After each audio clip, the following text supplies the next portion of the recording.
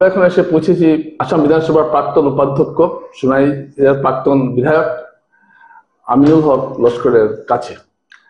আমরা তার কাছে আসার উদ্দেশ্য হলো যে সোনাইয়ের বর্তমান রাজনৈতিক পরিস্থিতি এবং কংগ্রেসের টিকিট প্রাপ্তির ক্ষেত্রে তিনি যে এখন অনেকটা এগিয়ে আছেন এ সম্পর্কে তার মতামতটা কি, এবং একই সঙ্গে সোনাই কংগ্রেসের তার বিরোধী একটা লবি অত্যন্ত সক্রিয়।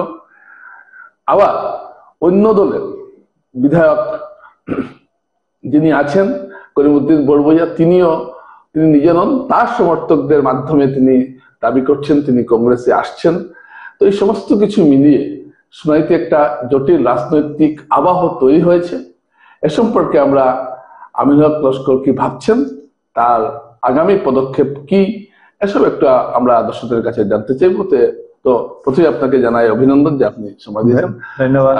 আচ্ছা, প্রথম যেটা আমি আপনার কাছে জানতে চাইছি যে এই যে সোনাইতে যে আপনি প্রার্থী হবেন কি হবেন না এনে একটা চর্চা চলছে, আপনি কংগ্রেসের প্রার্থী হওয়ার ক্ষেত্রে এখন পর্যন্ত আপনার আপনার নিজের পর্যবেক্ষণ কি আপনি কংগ্রেসের টিকিট পাওয়ার ক্ষেত্রে? দেখেন, কংগ্রেস একটা সর্বভারতীয় দল। এই দলে গ্রাউন্ড রিপোর্টের উপরে, সার্ভের উপরে, মানুষে কারে চায় ওটার উপর দলীয় টিকিট নেয়। আমি আশাবাদী আমি দলের টিকিট পাইব, কিন্তু এরপরেও আমি দলের প্রতি বিশ্বাসী। দলে যদি আমার উপযুক্ত মনে করে টিকিট দিবে, এরপরে যাতে অন্য কাউকে যদি উপযুক্ত মনে করে ওকে দিবে। আমি দলের সৈনিক, আর দল যেটা নির্দেশ করবে এইভাবে আমি কাজ করব। কারণ অতীতেও আমি অন্যান্য দলে ছিলাম, আমার আশা ছিল দলে আমাকে টিকিট দিবে, আমি পেয়েছি। হয়তো হেরেছি জিতেছি এটা আলাদা কথা। দলের টিকিটের দাবিদার ছিলাম, দলে টিকিট দিয়েছে। আর এখন কংগ্রেসে জয়েন করেছি 2024-এর 19 মার্চে।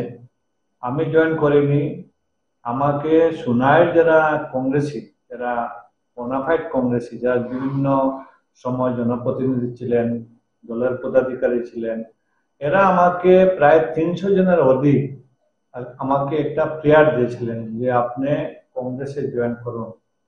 কারণ কংগ্রেসের লোকসভার ইলেকশনের আগে আগে সিদ্দিক আহমেদ দক্ষিণ করিমগঞ্জের বিধায়ক আর উত্তর করিমগঞ্জের বিধায়ক কমলাক্ষ যদিও সরাসরি বিজেপিকে জয়েন করেননি, কিন্তু বিজেপির প্রার্থীকে পুরা সমর্থন করে ওরা প্রচারে নেমেছিলেন আর বিজেপির ডায়াসে মিটিং করেছেন। আর কংগ্রেস বিরোধী ওদের মানে সমস্ত কার্যকলাপ ছিল। ওই সময় লোকসভার নির্বাচনের সময় প্রচারের এবং অংশগ্রহণ করার জন্য ওই সময় কোনো কংগ্রেসীকে দেখা যায়নি, যারা আজকে যারা দলীয় টিকিটের দাবিদার।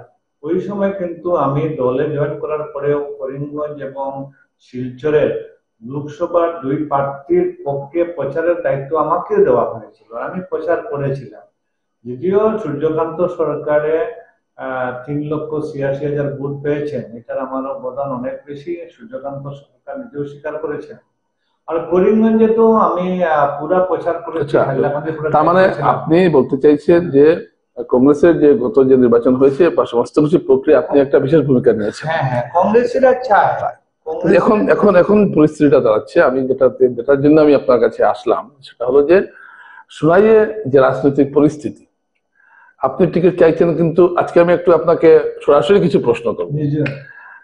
সোনাই সংগঠন যেটা, কংগ্রেস সংগঠন যেটা আছে সেটা তো আপনার সঙ্গে নেই, তো সেক্ষেত্রে আপনি কতটুকু যখন সংগঠনের মতামত না হবে স্থানীয় সংগঠনের, তখন কি তারা কি আপনার কথা বলবেন? দেখেন, সোনাই সংগঠনটা হয়েছে ব্যক্তিকেন্দ্রিক সংগঠন। কারণ কেন বলছি ব্যক্তিকেন্দ্রিক সংগঠন, লোকসভা ইলেকশনে আমি দেখেছি সোনাইয়ের যারা সংগঠনের পদাধিকারী এরা কিন্তু করিমউদ্দিনের কথায় তৃণমূল কংগ্রেসের প্রার্থীকে সমর্থন করেছে বেশ কিছু পদাধিকারী। আপনার কি প্রমাণ আছে এই ব্যাপারে? অনেক অজস্র প্রমাণ আছে। কিন্তু এরা কিন্তু দল করে কিন্তু ভোটের সময় দলীয় প্রার্থীকে ভোট দেয় না। এরা আমার কাছে তো এরকম আছে, কেউ হয়তো 30 বছর 20 বছর 30 বছর দল করে, কিন্তু ভোট আসলে কিন্তু দলের পক্ষে, দলের প্রার্থীর বিরুদ্ধে ভোট দেয়। আমিও এরকম উদাহরণ আছে যে আমি 2016-তে বিজেপির প্রার্থী ছিলাম, তারা কংগ্রেসের পদাধিকারী ছিল কিন্তু আমাকে সমর্থন করেছে। 2021-এও কংগ্রেসের পদাধিকারী ছিল কিন্তু আমাকে সমর্থন করেছে। এই নীতি, এই কার্যকলাপ ওদের পুরা নাই, নতুন নাই। এই সংগঠনগুলা আদৌ সংগঠন নাই, এরা তো হয়েছে কোন একটা ব্যক্তির আঙ্গুলের হেলানে লড়তেছে।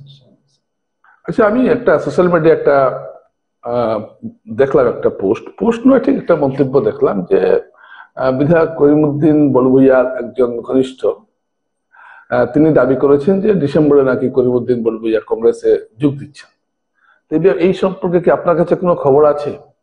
করিমউদ্দিন বড়ভূইয়ার ঘনিষ্ঠ একজনের কথা আর কংগ্রেসের হাইকমান্ডের কথা, কোনটার গুরুত্ব বেশি থাকবে? কংগ্রেসের হাইকমান্ড যারা, এরা বলছে করিমউদ্দিন নামের যে ব্যক্তি, ওই ব্যক্তি কোনোদিনও কংগ্রেসে জয়েন করতে পারবে না, কারণ ওরা কংগ্রেসে জানে ওই ব্যক্তি যে দলে যান ওই দলকে শেষ করে দেন। এর জন্য করিমউদ্দিনের কথাটা দলের হাইকমান্ড, কংগ্রেসের প্রদেশ কংগ্রেসের সভাপতি থেকে শুরু করে যারা সাধারণ সম্পাদকরা কি বলছেন আর ওনার সমর্থক কি বলছেন, কোনটার উপরে গুরুত্ব বেশি হবে না। কিন্তু প্রাঞ্জল খাটোয়া সোনাবাড়ি ঘাটে যে সভায় বলেছিলেন যে করিমউদ্দিন বড়ভূইয়ার কংগ্রেসে ফেরার দ্বার রুদ্ধ, তো সেই সভায় নাকি সেটা নাকি কংগ্রেসীদের সভা ছিল না, এমন মন্তব্য করা হয়েছে।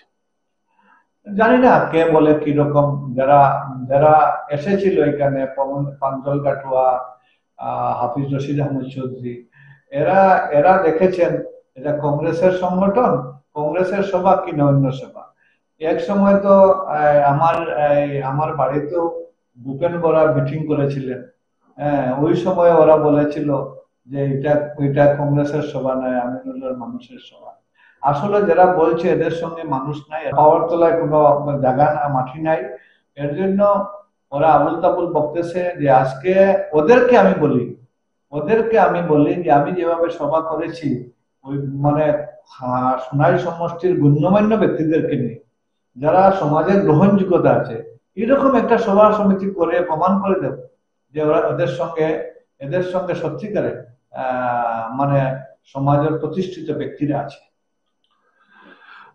আপনি কি ভাবেন বা আপনি কি ভাবেন যে বর্তমান বিধায়ক করিমউদ্দিন বড়ভূইয়া, একটা কথা তো আপনাকে মানতেই হবে, তার প্রভাব রয়েছে। তো যদি মনে হয়, আপনি ধরে নিন কোনো কারণে আপনি ধরে নিন কংগ্রেস টিকিট পেয়েছেন, করিমউদ্দিন বড়ভূইয়া ইউডিএফ এর লড়ছেন, সেক্ষেত্রে যে আপনি একটা শক্ত প্রতিদ্বন্দ্বিতার মুখে পড়বেন না, তার কি কোনো গ্যারেন্টি আছে? জয়ন বাবু দেখেন, আপনি বলছেন করিমউদ্দিনের একটা প্রভাব আছে, আমি বলবো যে একমাত্র শূন্য জায়গাতে আছেন, কোনো প্রভাব নাই। কেন নাই আমি বলছি যে আজকে লোকসভা ইলেকশনের সময় সরাসরি তৃণমূলের প্রার্থীকে উনি সমর্থন করেছিলেন। একজন সমষ্টির বিধায়ক, উনি যখন তৃণমূলের প্রার্থীকে সমর্থন করলেন, এরপরে ওই প্রার্থী যখন ৬,০০০ ভোট পাবে, তখন বিধায়কের স্থান কোন জায়গাতে আছে এই ভোটের মাধ্যমে বোঝা যায়। ২ নম্বর কথা হয়েছে, পঞ্চায়েত ইলেকশনে দলীয় প্রার্থী উনি এআইডিএফ একজন এপি এবং একজন জেলা পরিষদ প্রার্থী দিতে পারেননি। এতে বোঝা যায় করিমউদ্দিনের অবস্থা কোন জায়গাতে আছে। কিন্তু তার একজন সমর্থিত নির্দল কিন্তু জয়লাভ করেছে এবং আপনার সমর্থিত একজন হেরেছে। জয়ন বাবু তার সমর্থিত কিভাবে বলবো আমি জানি না, কিন্তু এ তো কংগ্রেসের টিকিট চেয়েছিল। যদি সত্যিকারের তার সমর্থিত ছিল, তাহলে কংগ্রেসের টিকিট কেন যেত? কংগ্রেসের টিকিট চেয়েছিল, কংগ্রেসের টিকিট পাইনি, নির্দল খেলেছে। ওই সময় ক্রেডিটটা ওর ক্রেডিট নাই, বিজেপির প্রার্থী ছিল না এখানে, বিজেপির সমর্থিত এজিপির প্রার্থী ছিল, মানে কাপ্তানপুর কাজিডর জেলা পরিষদ সমষ্টিতে। আর বিজেপির যারা সমর্থিত হিন্দু ভোটাররা দেখছে কংগ্রেসের প্রার্থীকে হারানোর জন্য হারাতে লাগে, এর জন্য ওরা এজিপির প্রার্থীকে ভোট না দিয়ে, এজিপির প্রার্থী মুসলিম ছিলেন, এজিপির প্রার্থীকে ভোট না দিয়ে ওরা নির্দল প্রার্থীকে ভোট দিয়ে জিতিয়েছেন। ওই ক্রেডিটটা কিন্তু করিমউদ্দিনের নাই, কিন্তু এই ক্রেডিটটা দিতে হবে বিজেপির ভোটারদেরকে, কারণ বিজেপির ভোট যদি হিন্দু ভোট না পেলে আজকে এই প্রার্থী জিততে পারতেন না। আর উনি ভোট পেয়েছেন, এর কৃতজ্ঞতা স্বীকার করেছেন। যেদিন আপনার জেলা পরিষদের সভা হয়, উনি কিন্তু জেলা পরিষদের চেয়ারম্যান প্রার্থীকে সমর্থন করে উনি ওনার যে বুট পেয়েছিলেন বিজেপির বুট, ওটা উনি বুঝিয়ে দিয়েছেন। আমি কৃতজ্ঞতা স্বীকার করছি। দর্শকরা, সুনাইয়ের রাজনৈতিক পরিস্থিতি এরকমই আপনারা শুনতে পাচ্ছেন। অভিযোগ পাল্টা অভিযোগ, এবং আমিনুল হক লস্কর প্রতিটি কথার আজকে জবাব দিচ্ছেন। এবং যেটা সবচেয়ে যেটা গুরুত্বপূর্ণ কথা হলো যে কংগ্রেস এখানে কি, কংগ্রেসের যে সংখ্যালঘু সমর্থন কংগ্রেসের দিকে আছে, এটা তো আমরা গত লোকসভা নির্বাচন থেকেই বুঝছি। কিন্তু ধরুন সুরাই প্রবলভাবে সংখ্যালঘু অধ্যুষিত একটা আসন, তো সেখানেও কি এই কংগ্রেসের প্রতি যে মানুষের যে একটা সংখ্যালঘু মানুষ জনমানুষের যে একটা কংগ্রেসের প্রতি যে একটা স্রোত আমরা দেখতে পাচ্ছি, সেটা কি বজায় থাকবে? হ্যাঁ, বজায় থাকবে। কংগ্রেসে দেখেন এখন এআইডিএফ দল নাই, যে আজকে আগে যে ভোট বিভাজন হয়ে বিজেপি বিরোধী ভোট এআইডিএফ এ যাবে, ওইটা নাই কিন্তু। আর সংখ্যালঘু এলাকাতে বিজেপি বিরোধী একটা গ্রুপ আছে, ওটা কিন্তু কংগ্রেস প্রার্থীর ফেভারে যাবে। শুধু শোনাই নাই, প্রত্যেকটা মানে সংখ্যালঘু অধ্যুষিত যেটা সমষ্টি আছে, ওই সমষ্টির ভোট কিন্তু আপনার কংগ্রেসের প্রার্থীর ফেভারে যাবে। আর এবার দেখবেন চয়নবাবু, শুধু সংখ্যালঘু নাই, সংখ্যাগরিষ্ঠ ভোটও আপনার কংগ্রেস প্রার্থীর ফেভারে যাবে। আমি আপনাকে বলছি যে কাছাড় জেলার 7টা সমষ্টির ভিতরে আজকের দিনে আপনাকে বলছি 4টা তো জিতবেও, 5টাও জেতা এমন কোনো অসম্ভব নয়। 4টা কোন 4টা জিতবে আপনি ভাবছেন? আমি একটা ধরে নিলাম শোনাই, আর কোনটা? শোনাই জিতবে, আর তো আমরা দেখছি না কোনটা। শোনাই জিতবে, দলাই জিতবে, আপনার কাটিগড়া জিতবে, বড়কলা জিতবে। আজকে আপনারা কিভাবে এত সংখ্যাগরিষ্ঠ হিন্দু আসনে কিভাবে জিতবে? আরে সব হিন্দুরা কি কংগ্রেস? আর সব হিন্দুরা কি বিজেপি? সব হিন্দুরা বিজেপি নাই। আজকে আজকে আজকে দেখেন আপনার সজল আচার্য, উনিও তো হিন্দু। আজকে আমার অভিজিৎ পাল, উনিও তো হিন্দু। আজকে আজকে দেখেন আমাদের ন্যাশনাল লিডার থেকে শুরু করে রাজ্যিক লিডার সবাই তো বেশিরভাগ তো হিন্দু। আজকে আগামীতে দেখবেন যে 2026-এর ইলেকশনে কাটিগড়া, বড়কলা, আপনার দলাই, শিলচর এবং কি উদারবন্দেও জেতার চান্স আছে আমাদের। উদারবন্দে যে আমি আপনাকে বলছি 4টা জিতবে, 5টাও জেতা কোনো অসম্ভব নয়। হ্যাঁ, জিততে পারে। সবগুলো জিতে ফেলেন আপনারা? সবগুলো জিতবো না তো দিয়ে দিব, লক্ষ্মীপুর দিয়ে দিব। আচ্ছা, লক্ষ্মীপুর তো পাবে ওরা, শিলচর পাবে। দর্শকরা, আমিনুল হক লস্কর যে কথাগুলো বললেন, হয়তো তিনি তার রাজনৈতিক জায়গা থেকে বলছেন এবং তিনি প্রতিটা বিধানসভা কেন্দ্রে যান এবং সেখানকার মানুষের কথা বুঝেন। তো নির্বাচন এরা দেখা যাবে কি হয়। কিন্তু এটা ঠিক যে এবারের যে ভোটটা, এবারের ভোটটা কি আপনি ভাবেন যে অন্য ভোটের মতো সিম্বল নির্ভর হবে? দেখেন, প্রত্যেকটা নির্বাচনের সিম্বল এবং প্রার্থী দুটার উপর মানে মানুষের ভোট। শুধু সিম্বলের উপরে ভোট দিলে সব বিজেপির প্রার্থী জিতত। যদি সিম্বলের উপরে ভোট দিত সব কংগ্রেস প্রার্থী জিতত। সিম্বল এবং প্রার্থীর গ্রহণযোগ্যতার উপরে মানুষের ভোট। আচ্ছা, এবার শেষ প্রশ্নটা করছি। আচ্ছা, এই যে একটা রাজনৈতিক আবহ আমরা দেখছি, রাজনৈতিক পরিমণ্ডল দেখছি সুনাইতে, আপনি কংগ্রেসের এবং যেটা জবাব দিয়েছেন আপনি যে সংগঠনের কিছু সংখ্যক লোক আপনার বিরোধিতা করছেন, আবার আচ্ছা, জেলা কংগ্রেসের সম্পর্কে আপনার কি অভিমত? আগে অভিজিৎ পালের সময় ভালো ছিল না এখন ভালো? আমার হিসাবে দুটাই কমিটি ভালো, কোনোটাই খারাপ। দুটারও অভিজিতের সময় ভালো ভালো নেতৃত্ব দিয়েছে, আর এখনো ভালো আছে, কোনো খারাপ আছে। আপনার কোনো মনে কোনো ক্ষোভ নেই? নাই, আমার কোনো মনে ক্ষোভ থাকার কথা নয়। আমি দলের সাধারণ সম্পাদক, রাজ্য কমিটি, আমার অনেক ধন্যবাদ আপনাকে। আপনি অনেক গুরুত্বপূর্ণ কথা তুলে ধরেছেন এবং আমি আশা করি যারা যারা সোনাই জনগণ এবং সারা বরাকের জনগণ এইসব বিষয় দেখবেন এবং আগামীতে আমরা তার মতামত নেব, কারণ সোনাই রাজনৈতিক পরিস্থিতিটাই এরকম। অনেক ধন্যবাদ।